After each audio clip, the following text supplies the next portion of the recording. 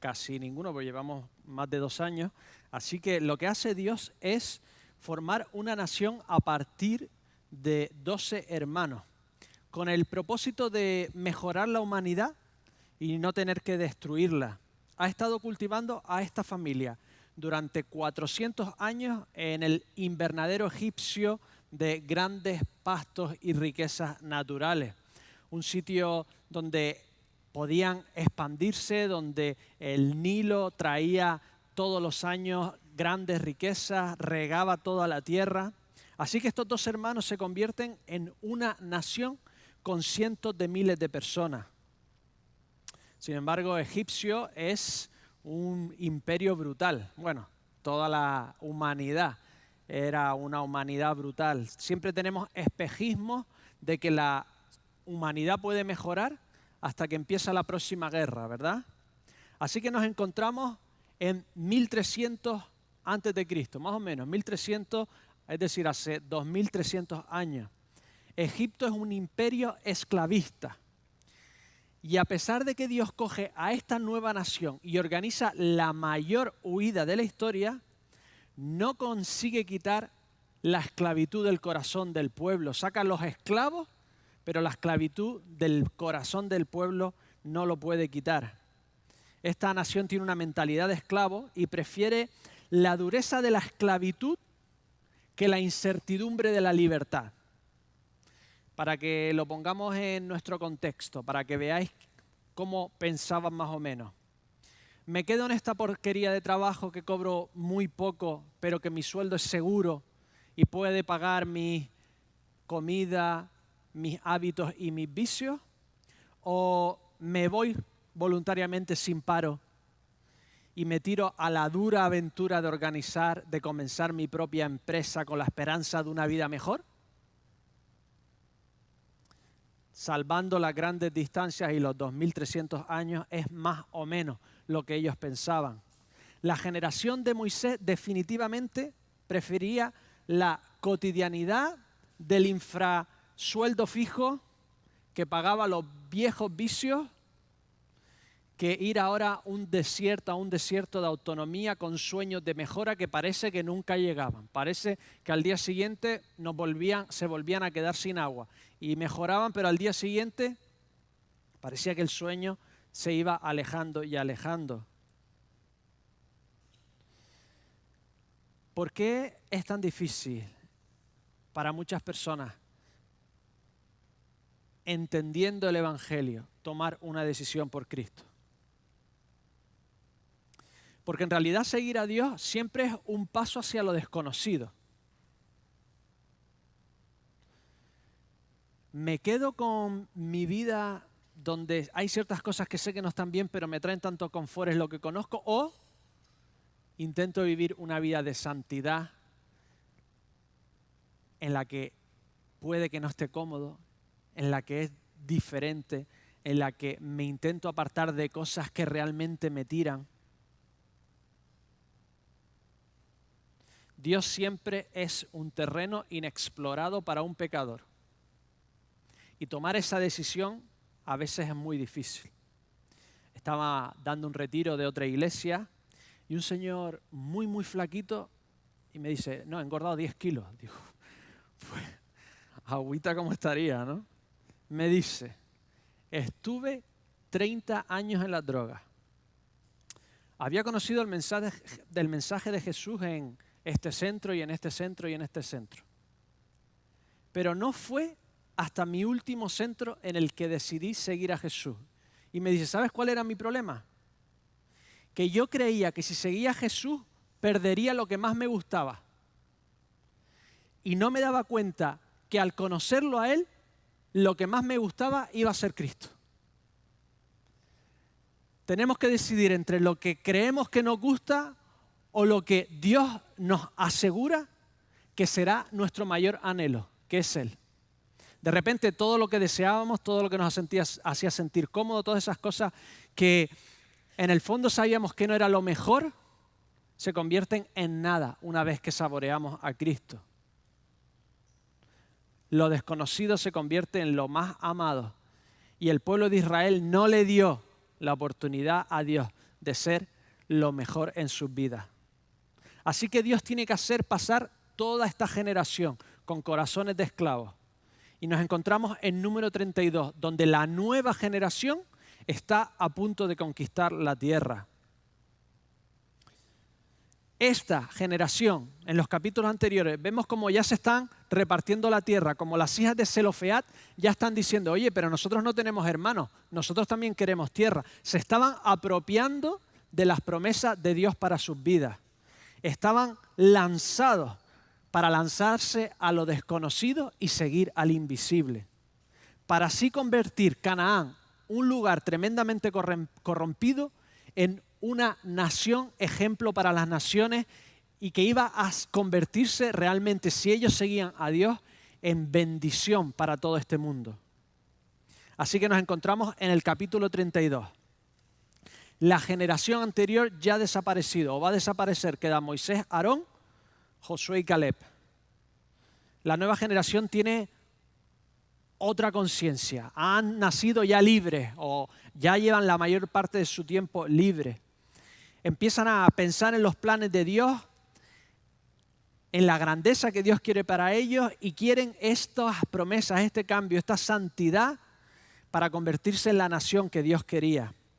La tierra prometida está ya a punto de caramelo. Vemos una diapositiva, es la última que he puesto, se los he puesto mal en lo de vídeo. ¿Veis la línea roja? La tierra prometida a vuestra izquierda es a partir del río hacia la izquierda. Es esa franja que está entre el río y el mar Mediterráneo. Además tiene unas montañas en medio y están a puntito ahí, ya cerca de Jericó, ya están para cruzar. Ya se están remangando las manos, ya han afilado las lanzas, ya se han ajustado las sandalias. Se han puesto las pinturas de guerra, han afinado las trompetas y han cargado la batería de los camellos. Pero de repente, un sexto del pueblo, la tribu de Rubén y Gad, eran hermanastros por ascendencia, además eran vecinos del campamento que guardaban el suroeste del cuadrado defensivo. ¿Veis ahí dos círculos abajo? Eran esa parte que guardaban esa parte del campamento. Además eran los segundos de la marcha. En la siguiente diapositiva vemos qué posición tenían en la marcha de ataque. Esto es cuando atacaban. Estaban segundos en la posición de marcha. Tenían una parte principal en el pueblo. Vienen al gobierno de la nación, a la plana mayor, y le dicen a Moisés que realmente no quieren cruzar al otro lado. Que ellos tienen mucho ganado, que esa región es muy verde. Vemos la diapositiva. Veréis qué trozo de Israel se querían quedar. Es enorme. Pero además ves que estaba verdecita, ¿no? Allí llovía mucho. Era una zona más plana que la que ellos iban a coger. Una zona verde. Era una zona donde hoy en día pues se sigue cultivando. Y a sus ojos, para sus ganados, veían esa zona como un sitio de engorde natural, más parecido a Egipto que a la tierra prometida. Y Moisés le entra el pánico. De repente Moisés se da cuenta que están haciendo en cierta forma lo mismo que habían hecho sus padres. Llegar al borde de lo que iba a ser suyo, pero parar en seco. Echar freno de mano y decir, yo no paso. Les recuerda cómo los espías 30 y pico años antes habían desanimado con sus palabras a todo el pueblo. Y sus padres fueron rebeldes y pecaron y no quisieron hacer lo que esta generación ya estaba dispuesta a hacer. Así que la ira de Dios se encendió contra ellos e hizo que fueran cayendo en el desierto. Y les recordaba a Moisés, vuestros padres están en tumbas no marcadas en medio del desierto. ¿Vais vosotros a hacer lo mismo? ¿Vais vosotros a caer en el mismo desánimo y en el mismo pecado? Moisés sentencia. Números 32:15. Si os apartáis de él, él volverá otra vez a dejaros en el desierto y destruiréis todo este pueblo. Lo que vosotros estáis haciendo es condenar a toda la nación, no solo vosotros. En el fondo, ellos dicen, es que nosotros tenemos mucho ganado. ¿No tenía ganado el resto del pueblo? ¿Os acordáis Cuando vino José, ¿qué tierra cogieron? La de Gosén, que era para ganados, porque a los egipcios les era como inmundo aquellos pastores que tenían ganado. Era un pueblo total de ganado. El resto del pueblo no tenía ganado. ¿Por qué os queréis quedar vosotros con esta zona de unos reyes que ya hemos derrotado entre todos y quedaros con algo que Dios no ha dicho que es para nosotros? Además, vuestras acciones no son personales. Lo que vosotros estáis haciendo es desanimar a todo el pueblo. Imaginaos un sexto del pueblo diciendo que no quiere cruzar. Los rubenitas y gadaitas reflexionan y negocian una forma de que todos ganen, un plan perfecto para todos. La verdad es que su negociación es impecable. Si vais a un curso de resolución de conflictos, de cómo negociar, a un gurú de los negocios, no te va a dar mejores consejos que esto. 2300 años antes, mira cómo lo hicieron ellos. Primero, su actitud es humilde, no dan nada por hecho. Dice, si os parece bien, están hablando de posibilidades, no de hechos consumados. 2, utilizan un lenguaje manso, una forma de comunicarse, en cierta forma, tierna, respetuosa. Si hallamos gracia a tus ojos. 3, dan una solución que beneficia a todas las partes. Les dice, mira, nosotros vamos a construir fortalezas que puedan ser defendidos por los hombres menores de 20 años. En realidad, en la época ya con 11, 12 ya estabas luchando. Lo de 20 años era una forma divina de que solo los maduros de verdad fueran a la guerra. Era algo extraño en la época, es extraño hoy en día. Entonces, los menores se quedarán aquí, haremos fortaleza, se quedarán con nuestras mujeres, nuestros hijos más jóvenes, y nosotros iremos a pelear con vosotros. Los hombres armados iremos con vosotros hasta que vosotros os asentéis. En la conquista de Josué no conquistaron todo el territorio, simplemente se asentaron en los diferentes sitios, ciudades principales, para poder después seguir ampliándose en el territorio. ¿Por qué? No eran suficientes para ocuparlo todo. Así que si lo ocupaban todo, vendrían alimañas, otros ejércitos verían el espacio vacío, se meterían y no iban a ser juzgados igual que Canaán, porque Canaán había sido tremendamente demoníaco, ¿no? Sacrificaban a sus hijos al fuego, utilizaban la prostitución cúltica a sus hijas y a sus hijos en los festivales, etcétera, etcétera, ¿no? Entonces les dice, vamos con vosotros, nos asentamos y además, aquí gana todo el mundo. Si nosotros nos quedamos con este trozo de la tierra prometida, en vez de dividirse en 12, se divide ¿en cuánto? En 10. Aquí ganamos todos.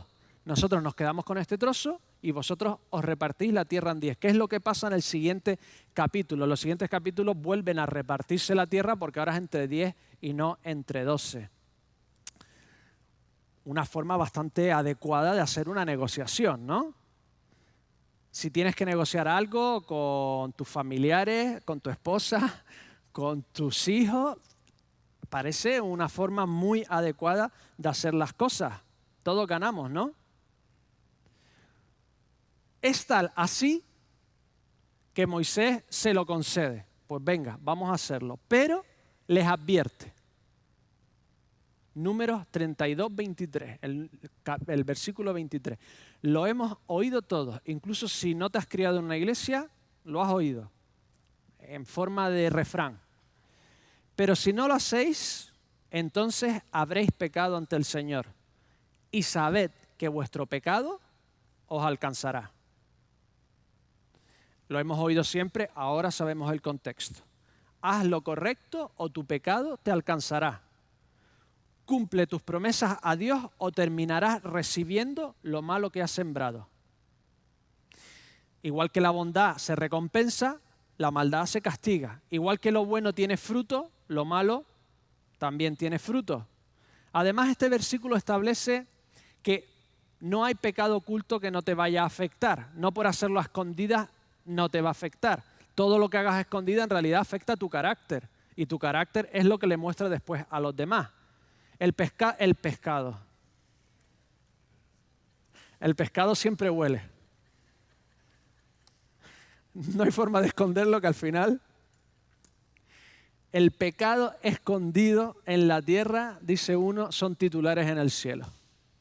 No hay nada escondido que no haya de ser manifestado. Y lo que establece Dios aquí y en muchísimos otros versículos es que normalmente Dios no te castiga utilizando su poder y su creatividad para hacerte daño. Normalmente no envía un ejército como a Canaán para juzgarlos. Esta zona de la tierra era una de las zonas, la primera o la segunda, donde más humanos habían habido. No era Groenlandia ni era la Patagonia, era donde la humanidad llevaba siglos y siglos y milenios desarrollándose y ocupándose uno al otro, ¿vale? Estos canaanitas iban a recibir lo que ellos habían hecho, matar a los que estaban allí y quedarse ellos. Dios además le daba una oportunidad. Os podéis unir o podéis huir. Pero iban a recibir exactamente lo que habían hecho. Normalmente Dios no te manda un rayo, ¿verdad? Haces algo malo y no te cae un rayo. Si no, cada vez que a alguien le caiga un rayo pensaríamos que era el demonio, ¿no? No suele hacer esto. Dios lo único que hace en realidad es dejar que la ley que Él ha impuesto, que todo lo que tiene una causa, hay una causa, recibe un efecto. Eso es lo que hace Dios. Esa ley es parte de su naturaleza, de su lógica, de su forma de ser. Toda causa tiene un efecto. Así que el castigo de Dios normalmente es esto simplemente, es echarse para atrás y dejar que todo lo malo que hagamos y todo lo bueno que deberíamos hacer y no hacemos, nos llegue. Lo bueno y lo malo. Él se aparta para atrás y te dice, vas a recibir lo que tú has sembrado.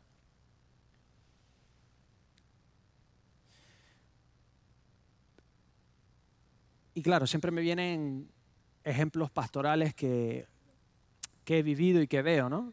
Y leyendo este versículo me venían a la mente como parejas ya casadas que habían sido sexualmente activas antes del matrimonio, a pesar de ser cristianas, de amar al Señor, la pareja sigue arrastrando daños, cicatrices, inseguridad y el dolor de un pecado que parece superado y de repente una ola de dolor, inseguridad, etcétera, etcétera. Porque en esta tierra lo que hacemos al final nos alcanza. Isaías 13:11. Castigaré al mundo por su maldad y a los impíos por su iniquidad. Haré que cese la arrogancia de los soberbios y humillaré la altivez de los tiranos.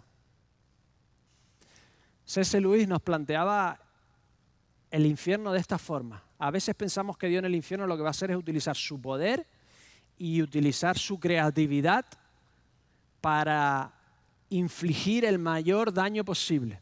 C.S. Lewis en El Gran Divorcio lo veía de otra forma. Él simplemente lo que veía es que cuando nos separamos de Dios, lo que vamos a recibir es lo que hemos sembrado. ¿Qué es lo que queríamos? Lejanía de Dios, nos alejaremos de Dios. ¿Qué queríamos? Independencia, seremos totalmente independientes. Autonomía total, totalmente autónomos. Es decir, que el egoísmo que nosotros tenemos aquí se multiplicará allí. ¿Qué pasará al final? No aguantaremos a nadie. Querremos autonomía total. No querremos estar con nadie ni con nada, ni Él pinta el universo, el infierno, como la soledad absoluta. Nadie tendrá la paciencia de aguantar a nadie, de glorificar a nadie, ni de compartir su vida con nadie. Isaías 3:11. Ay del malvado, mal le irá, porque según las obras de su mano le será pagado. Ni más ni menos. ¿Quieres estar lejos de Dios? Pero si toda la bondad mana de Dios, ¿de qué te estás alejando? De todo lo bueno y acercándote a las consecuencias de todo lo malo que hayamos hecho, incluyendo todo el bien que no hemos hecho. Peter Hitchens, un periodista famoso, hermano de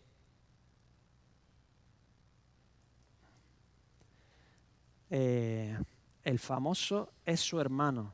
Se llama, pues no me acuerdo cómo se llama. Hay un ateo muy famoso que se llama Hitchens de apellido. Su hermano, que también es un periodista famoso, se llama Peter Hitchens. Y después, a los 30 años, pasó del ateísmo a ser cristiano. Y mira lo que dice. Le preguntan, ¿por qué el periodista? ¿Por qué te atraía el ateísmo? Dice, a los 14 años me declaré ateo porque veía extremadamente atractivo ser mi propio dueño. Dice, ¿por qué me hice ateo? Porque era tremendamente egoísta. No quería nada sobre mí, nadie sobre mí, ni que nadie me dijera lo que tenía que hacer. Dice, ahora como cristiano soy un poquito menos egoísta. El egoísmo, al final, es el principal pecado de todos, ¿no? O uno de los principales. El Señor te puede dejar por la eternidad solo.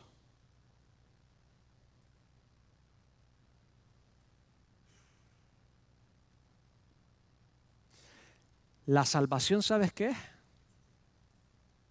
Dios no, a lo mejor no quiere o no puede, no lo sé. Hay cosas que Él tampoco puede hacer porque van en contra de su propia naturaleza. Pero Él no quiere romper la ley causa-efecto. Eso sería no aplicar justicia. Imaginaos un mundo donde tú empujas algo y no cae.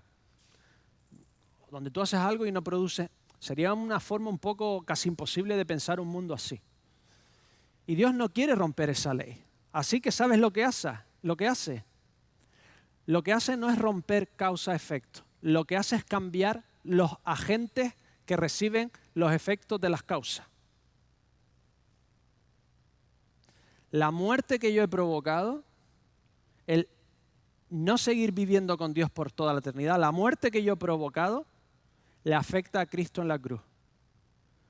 Pero la obediencia de Cristo, su bondad, su amor, su sacrificio, se me aplican a mí. En la cadena de acontecimientos donde yo tendría que morir, soy sustituido por Cristo. Y en la cadena de acontecimientos donde a Cristo se le tenía que recompensar por toda su bondad, Dios nos une al destino de Cristo. La salvación es que Dios cambie a Cristo por ti y te incluya en el destino de Cristo. Primera de Pedro 2, 24 y 25. Él mismo llevó nuestros pecados en su cuerpo sobre el madero para que nosotros, estando muertos a los pecados, vivamos a la justicia. Por su herida habéis sido sanados. Piénsalo. Ya por puro egoísmo o por sabiduría o por inteligencia o simplemente por si acaso sea verdad, por si acaso. Estás en tu último suspiro. ¿De verdad quieres recibir lo que tú has hecho en esta vida? ¿O preferirías recibir lo que hizo Cristo?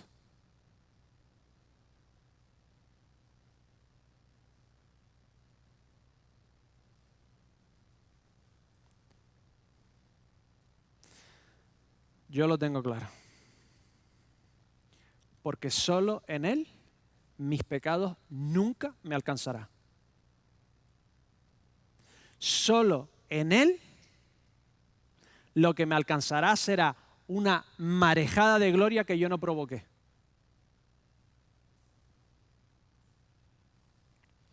Volvamos al texto. 7 años después, más o menos. Veamos si los rubenitas, gadaitas o gadanitas, y ahora se les ha unido otra tribu, hicieron lo que prometieron.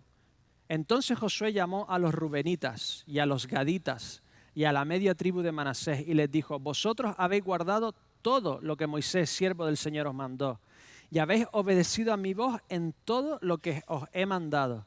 No habéis abandonado a vuestros hermanos en ese largo tiempo, hasta el día de hoy. sino que os habéis cuidado de guardar los mandamientos del Señor vuestro Dios. Versículo 4. Ahora pues, que el Señor vuestro Dios ha dado reposo a vuestros hermanos, los ha situado en las ciudades estratégicas para seguir la conquista, como lo había prometido, volved, regresad a vuestras tiendas, a la tierra de las posesiones de Moisés, que Moisés, siervo del Señor, os dio al otro lado del Jordán. Los rubenitas, gadaítas y media tribu de Manasés guardaron sus promesas, pelearon con el resto hasta que se asentaron y volvieron a su tierra. Final feliz, ¿no? Entonces, ¿se puede modificar la voluntad de Dios a tu antojo?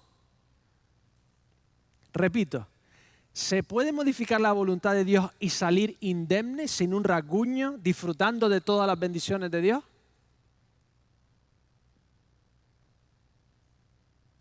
En otras palabras, ¿el plan B de Dios o quedarte con medio plan de Dios es tan bueno como plan A?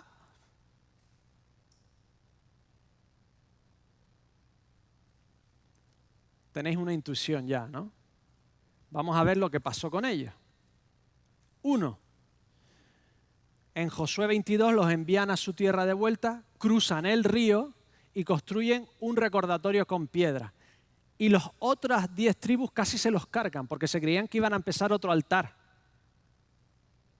Hubieron malos entendidos. Era muy difícil durante toda la historia de mantener la conexión con el resto del pueblo teniendo un río en medio. Se habían despegado de alguna forma y se pasaron toda su historia con malos entendidos, con... 2. Al estar por el otro lado del río y no tener el río como límite natural, ¿habéis visto alguna foto de un ejército moderno intentando cruzar el río y siendo aniquilados?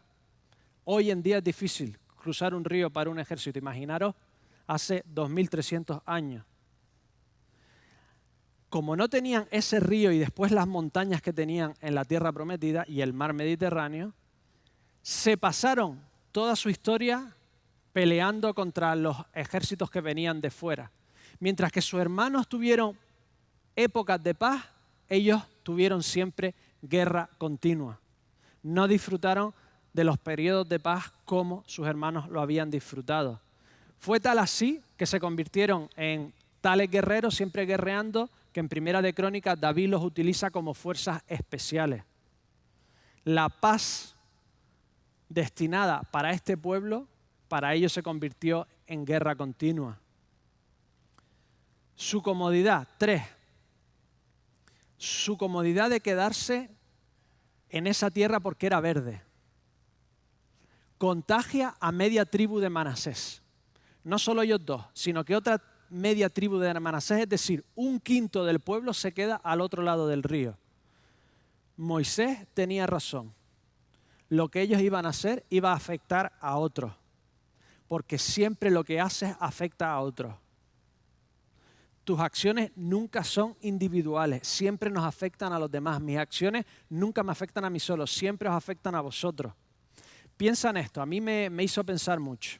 Voy a hablar de tú, pero me incluyo yo, ¿vale? ¿Qué pasaría si toda la iglesia orara como tú?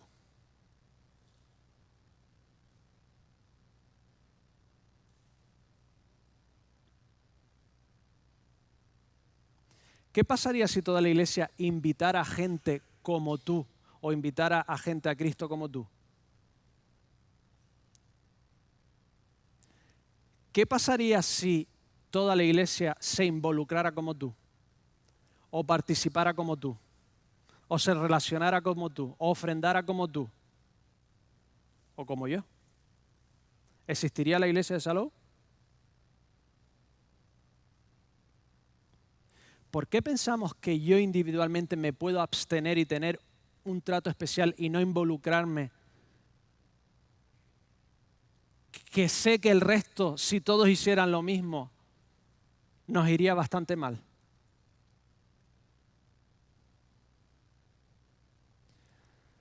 Yo le doy gracias a Dios porque muchos de vosotros sustituís las carencias que yo tengo. Pero mi oración es que yo y tú seamos como Timoteo, ejemplo en palabra, en hecho, en servicio, en compromiso, un ejemplo de verdad que pueda ser seguido por nuestros hijos, por nuestros jóvenes, por nuestros vecinos, por los nuevos que vienen a la iglesia y se convierten. Porque si yo busco solo mi comodidad, puedo afectar al resto. Porque lo que yo creo que puedo hacer, sé que el resto no lo debería hacer. Y las cosas así no van a funcionar.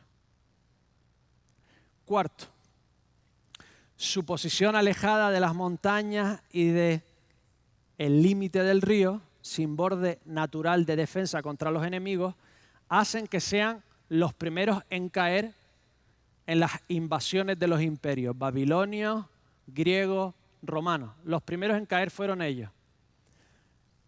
1200 años después, época de Jesús, Rubén ya no se nombra, había desaparecido del mapa. Algunos creen que se había hecho medio nómada. Solo está Gad. De las 10 ciudades griegas en Israel, de las 12, 10 estaban en esta zona. Ahora es parte de Decápolis, de una ciudad griega. Llega Jesús a esta zona, lo conocemos todos. Mateo capítulo 8. Jesús cruza el mar de Galilea y llega a la tierra de los Gadarenos. Todos sabéis la historia, ¿verdad? Eso es Gad. ¿Qué es lo que encuentra en Gad? 2 endemoniados, inmundos, que salen de los sepulcros inmundos, los sanan. ¿Y qué pide el pueblo de los Gadarenos con Jesús? Que se vaya de allí. Porque en Gad, ¿qué se apacentaba? ¿Vacas, ovejas y cabras? ¿Dónde pide la legión de demonios meterse? Apacentaban cerdos. Porque la voluntad permisiva de Dios a la larga nunca es tan buena como la voluntad primordial de Dios.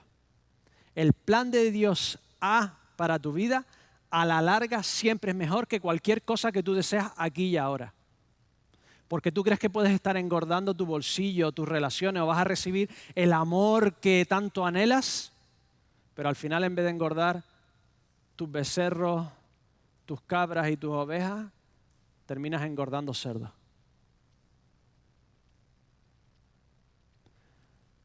Piénsalo.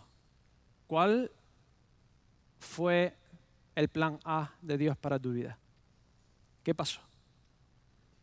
Los que os estáis planteando ahora, ¿en seguir o no seguir a Dios? ¿Cuál crees que es el plan A de Dios para tu vida?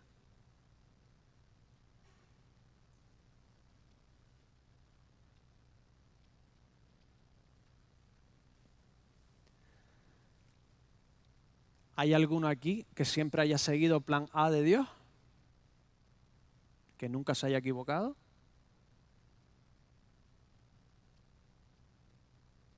Yo no. Y estoy seguro que tú tampoco.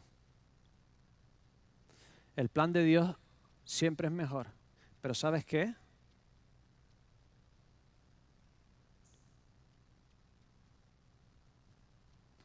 Hay esperanza. Jesús ha venido a agar nuestros cerdos y darnos esperanza de que los que aman a Dios, todas las cosas ayudan a bien. Esto es, a los que conforme su propósito son llamados. Porque lo que yo os he contado no es el final real de Gad, Rubén y Manasés. Este es el final real, Apocalipsis 7:5. El final de los tiempos, la eternidad, el gran banquete, la gran fiesta. Cuando Dios rehace todo y pone todo en su sitio. De la tribu de Judá, 12.000 sellados. De la tribu de Rubén, 12.000 sellados. De la tribu de Gad, 12.000 sellados. De la tribu de Aser, 12.000. De la tribu de Neftalí, 12.000. De la tribu de Manasés, 12.000. Y esto es lo que harán ellos y lo que haremos nosotros. Después de esto, capítulo 7, versículos 9 y 10, miré y vi una gran multitud, la cual nadie podía contar, de todas las naciones, de todas las tribus, de Gad, de Rubén y de Manasés, pueblos y lenguas, estaban delante del trono y en la presencia del Cordero, vestidos de ropas blancas, con palmas en sus manos, clamaban a gran voz diciendo: la salvación pertenece a nuestro Dios que está sentado en el trono y en el Cordero. Al final, nosotros somos parte de la Israel espiritual, así que siendo parte o de Gad o de Manasés o de Rubén o siendo parte del pueblo de Dios, estaremos alabando por la eternidad a Dios. Porque la voluntad perfecta de Dios para nuestras vidas ya tiene en cuenta aquellos cerdos que hemos apacentado. Cristo los ahogará y nos convertirá por su pura gracia en una nación de reyes y sacerdotes perfectos que lo alaben por toda la eternidad. Solo en Cristo podemos hacer que nuestro mal no nos alcance y que su bien nos arrolle en gloria para toda la eternidad. Que su bien y su gloria nos cubran por toda la eternidad de dignidad, de honra y de gloria. Oremos.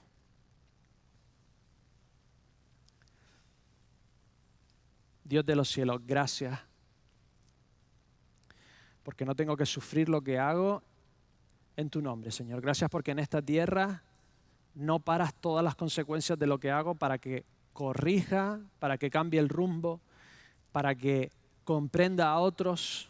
Pero, Señor, sé que en tu voluntad final hay perfección, gloria y honra, Señor, para mí y para todos los que creen en ti.